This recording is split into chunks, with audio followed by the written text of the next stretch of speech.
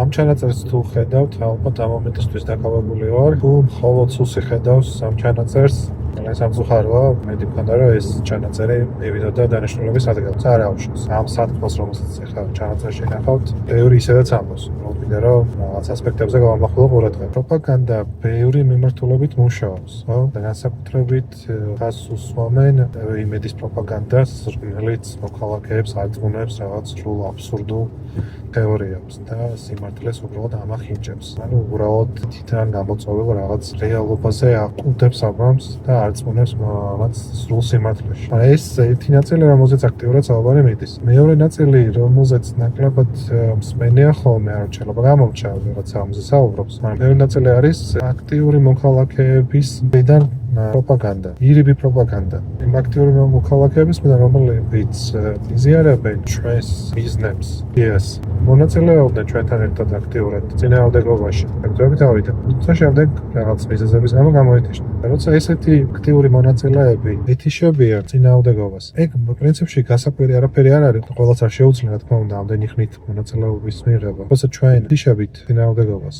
და შემდეგ ვცდილობთ, რომ ეს გამოთიშვა იმით ავსნათ, რომ ვერ ვხედავთ აზრს ამ წინააღმდეგობაში. ეს ხო უკვე პროპაგანდის ნაწილი ხდება. გასაგებია, ალბათ უმეტესობისთვის ეგ არ არის განზრახვა, რომ პროპაგანდის ნაწილი გახდა თვითონ. თუმცა რეალობა ხო ეგ არის. თუმცა ჩვენ გამოთიშულები ვართ აქტიურობისგან. და სხვა ვიღაცები როცა რჩებიან, ის ვინც რჩება, მათი мотиваციაც ხო სერიოზულ რესურსს მოითხოვს მათგან. სერიოზულ შინაგან სულიერ რესურსს მოითხოვს მათგან. და როცა ვცდილობთ, რომ გავავრცელოთ ჩვენი განწყობა, ის უფლებაც რა თქმა უნდა გვაქვს. თუმცა უნდა გვესმოდეს რა შედეგი შეიძლება ამას მოყვეს. როცა ვცდილობთ, რომ გავავრცელოთ ჩვენი განწყობა და ვამბობთ, რომ იმიტომ გამოვეთიშეთ, რომ აზრი არ აქვს წინააღმდეგობას, ეს ხო პროპაგანდის ნაწილად გვხვდის. და ამის მიზეზი რატომაც ეგრე ვიქცევით. ხო შეიძლება ის იყოს, რომ ვცდილობთ, რომ ჩვენი თავი გავამართლოთ. რეალურად ვიცით, რომ აქვს აზრი წინააღმდეგობას ყოველთვის. თუმცა ბოლომდე დარწმუნებულები არა ვართ. და იმითი, რომ არ ვიღებთ მონაწილეობას ამ წინააღმდეგობაში, ამ არააქტიურობას ვცდილობთ, რომ გავამართლოთ. არა მარტო ჩვენ კი არ გამოვიდეთ